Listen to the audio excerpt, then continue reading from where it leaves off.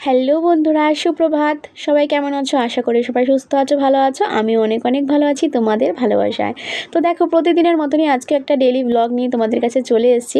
আর সকালবেলা এখন করছি হচ্ছে আদা দিয়ে লিকার চা। যারা আমার ডেইলি ব্লগ দেখো তারা তো জানোই যে আমাদের বাড়িতে লোকজন এসছে আর তারা রয়েছে। তাদের মধ্যেই একজনের সুগার আছে, মানে একটা দাদা, আমার ভাসুর হয় সম্পর্কে, তো আমি দাদা বলে ডাকি। তার সুগার আছে, তো সে চিনি ছাড়া চা খাবে। এই জন্য সকালবেলা ফার্স্ট আমি তাকে চিনি ছাড়া চা করে দিয়েছি। আর সারাদিনে যে কতবার চা করেছে তার ধারণার বাইরে। এ দুধ চা খায়, তো এ লিকার চা, এ চিনি ছাড়া, তো এ চিনি দিয়ে। তো প্রত্যেকবার চা করার সময় ভিডিও করা তো সম্ভব হয়নি, তো সকালবেলা ফার্স্ট যখন চা করছিলাম তখন ভিডিওটা স্টার্ট করেছি আর তোমাদের সাথে সেটা শেয়ারও করলাম। তারপরে বসে পড়েছি সকালে টিফিন করব। তো টিফিন করব হচ্ছে আজকে পরোটার সাথে কি করব, আলুর তরকারি। আর যেই দাদার সুগার আছে সে তো আলু খাবে না, সেই জন্য তার জন্য একটু ফ্রিজে যা সবজি ছিল, মানে সেই সমস্ত সবজির মধ্যে কিছু কিছু সবজি মিলিয়ে কেটে তো ভাজা বসিয়ে দিয়েছি।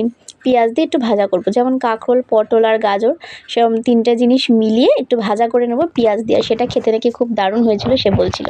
তারপরে দেখো এদিকে ভাজাটা মানে তাড়াতাড়ি করে বসিয়ে দিয়েছি, কেননা সকালে টিফিন খাওয়ার পরে আবার দুপুরে রান্নার আয়োজন করতে হবে, এই জন্য তাড়াতাড়ি করছি। মা ওপরে গেছে পুজো দিতে। তো ওদিকে দেখো মানে ভাজাটা বসিয়ে দিয়ে এদিকে সব সবজিগুলো চোকলাগুলো যেগুলো নোংরা ছিল সেগুলো তুলে নিলাম। আর এদিকে আলু কেটেছিলাম, আলুর তরকারি এখন বসিয়ে দেবো। তো পাঁচফোড়ন দিয়ে আলুর তরকারিটাও করেছিলাম, সেটাও দারুণ হয়েছিল খেতে।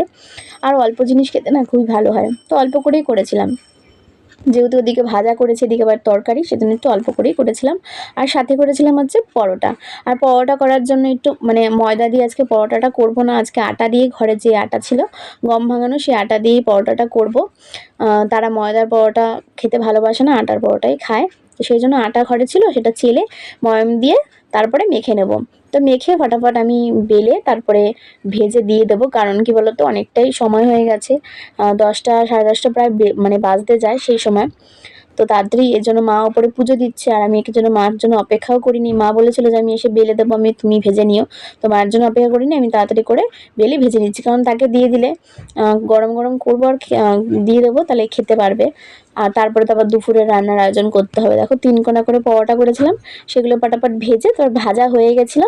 তো ভাবলাম না, ভাজা দিয়ে আগে পরোটাটা করে তাকে দিয়ে দেবো। এদিকে আমার আলুর তরকারি প্রায় শেষের দিকে ফুটছে, আমি ধনেপাতা দিয়ে তারপরে আলুর তরকারি নামিয়ে দেবো। তো সকালে এই মানে লুচি বা পরোটা যাই বলো না কেন করতে অনেকক্ষণ টাইম লাগে। দেখো এদিকে ভাজা দিয়ে পরোটা দিয়ে আমি তাদেরকে দিয়ে দিচ্ছি। তারপরে চলে এসেছি, ওদিকে তরকারি নামানো হয়ে গেছে, আর বাদবাকি পরোটাগুলো পরে করব, সবাই এখনো ঘুম থেকে ওঠেনি। তো এদিকে আমার ঘরের যারা শুয়েছিল তারা উঠে গেছে। তারপর ভাবলাম না, বিছনাটা তুলে নিই। প্রতিদিন এই বিছনা তোলা কাজটা এক একটা দিন এমন বিরক্তিকর লাগে, এক একদিন ভালোই লাগে না। কিন্তু কি বলবো, আমার হচ্ছে এক সমস্যা, আমার কারোর বিছনা তোলা পছন্দ হয় না। এমনকি বরমশাই এক একদিন বিছনা তুলে রেখে যায়, আমি এসে আবার পরে ঠিকঠাক করি। সেই জন্য বরমশাই রেগে এখন আর বিছনাই তোলে না, আমাকেই তুলতে হয়। যাই হোক, বলতে বলতে দেখো আমার বিছনা তোলা কমপ্লিট হয়ে গেছে। এবার চলে যাবো রান্নাঘরে গিয়ে দেখি ওমা, বাদবাকি যেগুলো পরোটা ভাজার কথা ছিল সেগুলো শাশুড়ি মা ভেজে সবাইকে খেতে দিয়ে দিয়েছে। আর আমি চলে এসেছি বাইরে মাংস ধুতে। বাবু অনেকক্ষণ আগে মাংস এনে রেখেছিল, সেই মাংসগুলো ধুতে টাইম লাগবে। আজকে হবে আমাদের বাড়িতে মাটন, আর মাটনটা একটু বড় বড় সাইজ ছিল বলে একটু ছোটো ছোটো টুকরো করে নিয়েছি কেটে। তারপরে ধুতে যতক্ষণ টাইম লাগে, আর জানো তো তোমরা মাটন ধুতে কতক্ষণ টাইম লাগে। এর মধ্যে অনেক পশম থাকে, নোংরা থাকে, ধুতে অনেকক্ষণ সময় লেগে গেছিলো।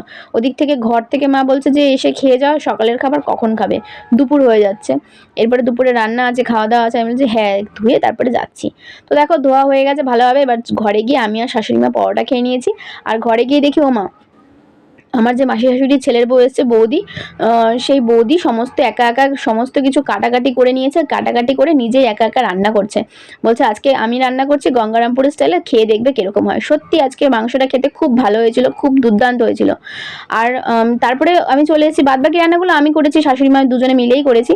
চলে এসেছি ওপরে স্নান করে পুজো দেবো বলে। আর বাইরে দেখো প্রচণ্ড রৌদ্র, আর অনেক জামা কাপড় কাচা হয়েছিল, সেগুলো শুকিয়ে গেছে, এক চেয়ার ভর্তি হয়ে গেছে। সেই জামা কাপড়গুলো ভাঁজ করতে অনেকক্ষণ টাইম লেগে গেছিলো। তারপরে ভাঁজ করে নিচে চলে এসেছি।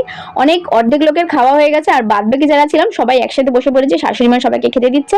এদিকে বরমশাই চলে এসেছে আজকে আমাদের সাথে, একসাথে বসে পড়েছে স্নান করে আমরা সবাই মিলে একসাথে খাওয়া দাওয়া করে নিয়েছিলাম। তারপরে সন্ধ্যের পরে 8টা কি সাড়ে 8টা নাগাদ মানে মাসি শাশুড়ির ছেলের বউ সবাই চলে গেছে। তো ওদের যাওয়ার ভিডিও তোমাদের সাথে শেয়ার করতে পারিনি, খুব তাড়াহুড়োর মধ্যে ছিলাম বলে।